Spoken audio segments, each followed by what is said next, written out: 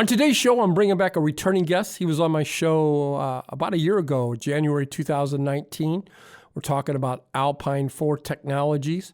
You can find him on the OTCQB, ticker symbol ALPP. And with us today is the CEO and president of the company, Mr. Kent Wilson. Kent, welcome back to the show. Everett, thanks again for having me. It's always a pleasure.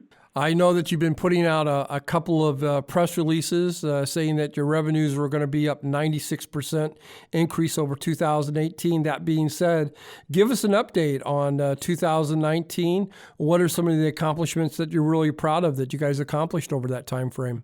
2019 was a fantastic year for Alpine 4. We did grow at about 96%.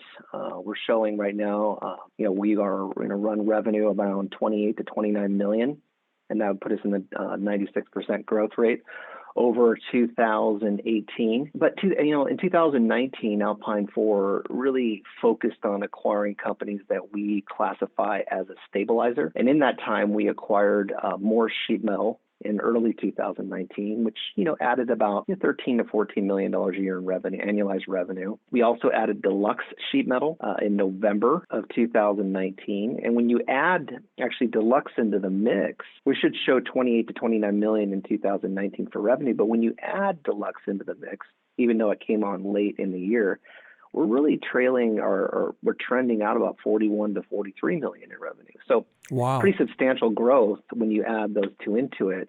And the nice thing about those companies is, when we talk about stabilizer companies, we're talking about companies that have been around for a long time, have a sticky customer base, fairly consistent revenues.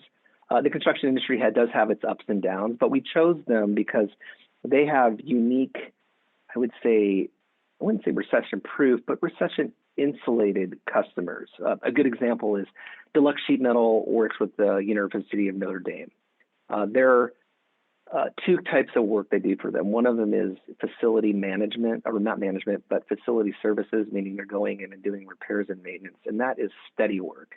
The university doesn't stop repairing things if the recession's around. Right. The other side of it is on the new growth side, doing new buildings and new construction or retrofits. They fund their projects are funded about 5 years in advance and are fully funded. So by the endowment. So that's a customer that's been with them since the 80s or 70s. And, Deluxe Sheet Metal's been around since 1956. So a company stable in nature, a good, solid customer base. What does that mean to Alpine 4? It means we can have fairly reliable, revenues and net profits. And similarly, Morris is the same way. So 2019 I like to call it, was the year of the stabilizer. And it was, honestly, a fantastic year for Alpine 4 and our shareholders. 96% increase is incredible. My question to you is that 2020 revenue, where do you see that headed? Can we sustain the growth, or do we fall off a little bit? Well, 2020 is we're going to, if you took our current subsidiaries, current operations, we should hit 41 to 43 million. Obviously, doing acquisition predictions is always tricky. And gosh knows I've been wrong in the past on predicting some of those. But right now we should, if 2019 is a good benchmark, we should be able to acquire 2, possibly 3 more. And that should add anywhere from 21 to 40 million in additional revenue. If you do the 21 to 40, we're looking at the 90% growth rate plus. And so, I think 2020 is really backtrack. 2020 is going to be our year. I mean, this is the year of true advancement. We have the foundational merit and substance that we just haven't had before. And if you look at 2019, what we were able to accomplish from a stock growth revenue or stock growth in valuation, our market cap has grown dramatically. Our stock price has, seen it spike up to 40 cents last November. It's obviously come back down, and that's okay. I think there's healthy buying and selling. People are taking profits. I think people are, when the shareholders that look at Alpine 4 are not so myopic in their vision. They see us as that, true unique opportunity on the OTC. We're not some, pot, marijuana stock. We're not some crypto stock, although we do have Spectrum, which has a blockchain ledger system tied to it. I think we're truly that value buy And if you look at our market cap, I mean, it's ridiculously low. I still think there's a ton of potential growth in our market cap. And so, 2020 is looking great for Alpine 4. Let's talk about uplisting. I know that you guys put out a press release January 16th. You raised some money through Lincoln Park.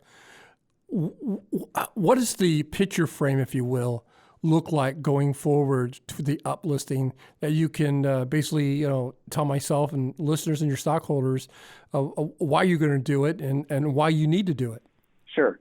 Well, 2020, if we're going to deliver on what I would say the value of what Alpine 4 is and what we can be, we need to be on the New York Stock Exchange. And here's a great example of what's transpired. Over the last 3 to 4 years, I have turned down or been unable to execute on, let's say, a dozen, maybe more, what I would call driver companies. These companies are, if we were able to bring them into the Alpine 4 mix, grow them and execute with them, we're talking about billion-dollar ideas that would fundamentally change really honestly, the value of Alpine 4. And the reason we can't do that is, a lot of these companies are very promising and they understand what they have, and we can't buy them with debt. We got to buy them with equity. And so no one wants to take stock in an OTC company, especially if you're a guy who thinks your product or service that you've invented is like the next Google. So we don't have that opportunity. And so I've drawn a line in the sand and said, you know what, we're going to make this move. We need to make the move. Some shareholders are not happy about it. Some are actually quite pleased with it. But the reality is, for the betterment of our company and the betterment of what we're trying to do, I would say even socially, it's best for us to be on the New York Stock Exchange, or for that matter, on the NASDAQ. But we think we're best suited to be on the New York Stock Exchange based on some of their market criteria. So overall, shareholders can take this. Well, getting to that path isn't necessarily always an easy path. Post uplisting and delivering on the next phase of what we're going to do acquisition-wise, we should see large value start to build in our stock because of what we're doing and what we're executing. 2020, there's rumor talk about maybe a dividend. You have any thoughts on that?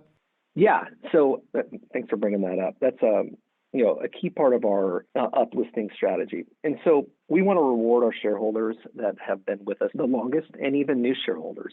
Going through that process of the uplisting, it creates uncertainty for a lot of investors. We want them to understand that we understand there can be backsliding, on the initial uplisting of the value. So what we're going to do, and the board and I haven't completely determined, we're doing some market studies, but we haven't completely determined what that dividend value will be. But would look like. Yeah. Well, we know what it will look like. It'll be in the issuance of Class C shares. Okay. It'll be post uplisting. At least that's what we're discussing right now.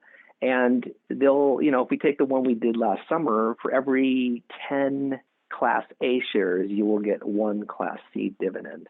And so something along those lines will be done. And why we're doing it is because we want our shareholders to know that we value them, whether you're long or you've been someone who's recent here. If you're willing to walk through it with this promise or this uplisting procedure, that you can feel comfort that you're going to receive not only, immediate value, which would be the Class C dividend, but also understand that our direction that we're taking to get on the New York Stock Exchange is truly a benefit to everybody. And so we want to reward people that are willing to walk that process with us. Ken, before I let you go, is there anything that we didn't get a chance to touch upon that you would like to illustrate to your stockholders and my listeners? I'll just close with this. 2020 is our year. It is going to be a fundamentally transformative year. And I want, our shareholders and our employees and anybody who are stakeholders in the Alpine 4 effort that we've created over the last 2 years, that you are a part of something special, something unique. We are not your everyday company out there trying to just peddle something if you're on the OTC or even on the NASDAQ and New York Stock Exchange, where there isn't any thought process that goes back to the employees, that goes back to shareholders. We value, and I want you to know that we are doing something unique, something fundamentally different. And we are super excited about what 2020 has to offer us collectively. And I want to thank you. Yeah, absolutely. My guest today has been Kent Wilson. He's the CEO and president of Alpine Technologies. Very undervalued, in my personal opinion also. Market cap around 11.5 million, stock trading around 10, 11 cents. You can find them on the OTCQB under the ticker symbol ALPP. If you want to learn more about their company, go to their website, www.alpine4.com. Ken, I want to thank you for coming on the show. Only thing I ask her, sir, is you don't wait another year to come back. Hopefully you'll come back on the next couple of months and give us an update of what's going on. Hey, I'll make this promise to you. We will come back on your show before we uplist, and I will also come back on your show post-uplist. Deal? Sounds fair enough. Deal. Okay. All right. Thanks, Everett. This program is entirely sponsored and produced by La Jolla Media LLC, which is responsible for the content. The opinions and information provided on this program are for educational and research purposes. Stockday encourages all listeners of this program to do their due diligence and research when determining investment strategies that will work for them, or to seek the assistance of an investment professional.